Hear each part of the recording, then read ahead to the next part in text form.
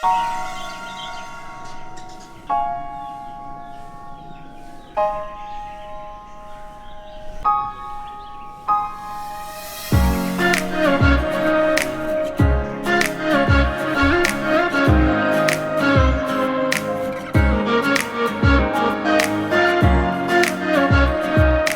bro.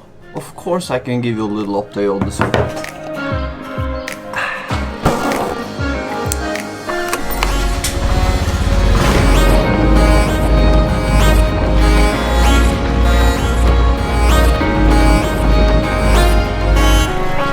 So yeah, bro. Here it is, the MotoGP KUTA Mandalika project. It's in all of this area behind me here. It's huge, enormous. I'll show you a couple clips from up above. You can see how huge this place is.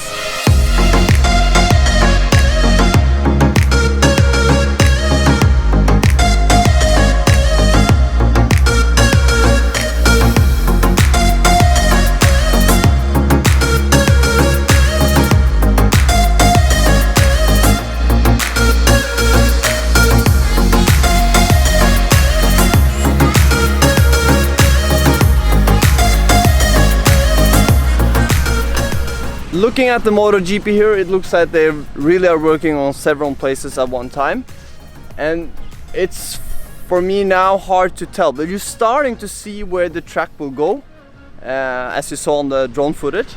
But there's still a lot of things that needs to be done here. Additional to building the GP track itself, they have also started preparing everything around. Like you see behind me here, they're making the ditches for the water.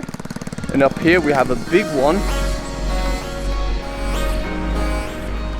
But this is very good to see that they are not only focusing on the track, because there's a lot of things around that also needs to be done before you can host a MotoGP race, I would say. I'm not into MotoGP at all. Probably have to get more into it now when it starts coming to the place I live. Other than seeing like a couple of clips on the news and stuff, I've never seen a race in my life. So I don't know anything about the MotoGP world. But I will assume like hosting a big world tournament definitely needs a lot of preparation around. It's not just the track itself. You need to have all the infrastructure, everything else going. And it's very good to see that they are making these sections for the water, for the river.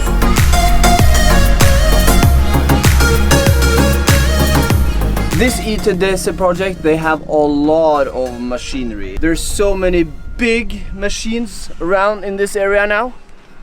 So insane. I'm not tough enough to go into the area. I see a lot of the local people do. But yeah, I don't live in there. I will assume those people live in there, so then it's okay to go in. I don't want to trespass. You have to see it from up above and from the outside. There's one more thing I want to show you. Because all of this Mandalika project and stuff, that has a lot of good things coming with it.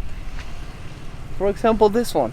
We're getting a gas station, a Pettersen in South Lombok. It's supposed to be opening in a week or something. That will be so good that we don't need to go to the airport 20 minutes from here to actually fill up the cars. Absolutely amazing. I don't know much, actually nothing about how you construct a MotoGP track. It looks like they are doing a proper work, but you have to do a proper work if you're building a MotoGP race. That's for sure, that I know. It has to be perfect. Nothing else is good enough. Perfect.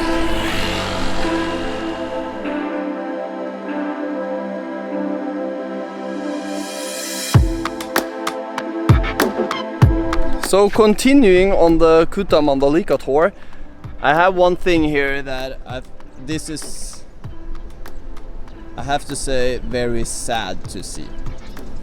This, as far as I know, was supposed, or is supposed to be a Pullman hotel resort. And look at this skeleton. This is giant. It's enormous. Enormous. And this has been standing like this for 1.5 years now.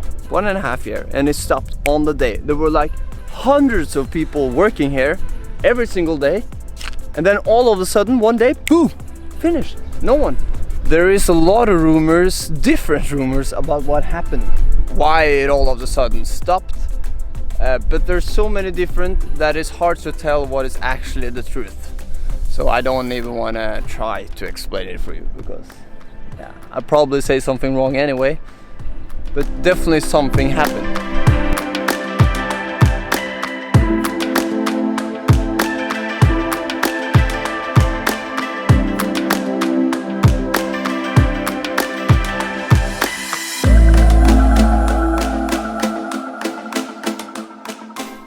Now I'm in the end of KUTA Beach. KUTA Beach is here, starting here.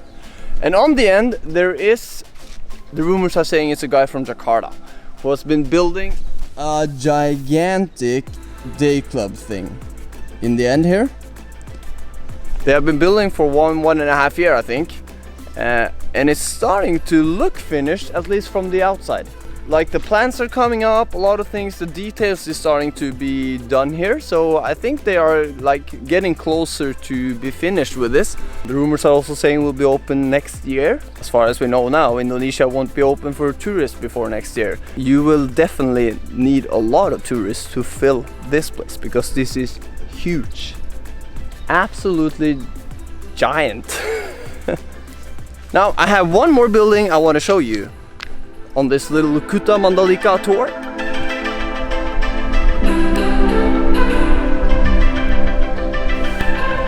So the last one is in front of the KUTA Mandalika spot, KUTA Mandalika rock, and that is this one. This is a gigantic skeleton as well. Big hotel resort. So if KUTA Mandalika really kicks off, like people have been thinking many times, included me, I'm one of those people that really believe this place will grow. But now with the COVID-19, it's definitely slowing it down again.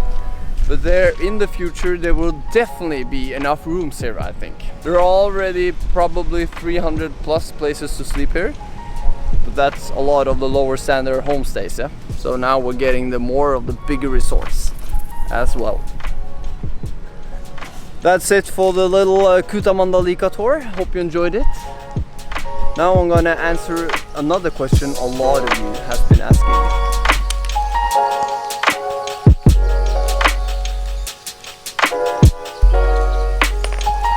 And that is the stuff I'm using to make these edits. There's a lot of questions about my equipment. This is my hands-on to-go camera. This is one I always use now. It's a Sony A6400, and I have a full frame 24-70 lens on that one, and I use this small Rode mic with the wind canceller on. Just gonna do, and then I quite often use my phone. So my iPhone is also a device I very often use. For 2 years, this has been my to-go drone. This is the one I'll be using. But this one is now dead. I crashed it in the water. So now I'm back at my very big Phantom. But it do catches great footage still. The propellers does quite often comes in the way of the camera, which is quite annoying actually. But the biggest challenge with it is that it's so big. Now that I'm alone with no family, it's okay.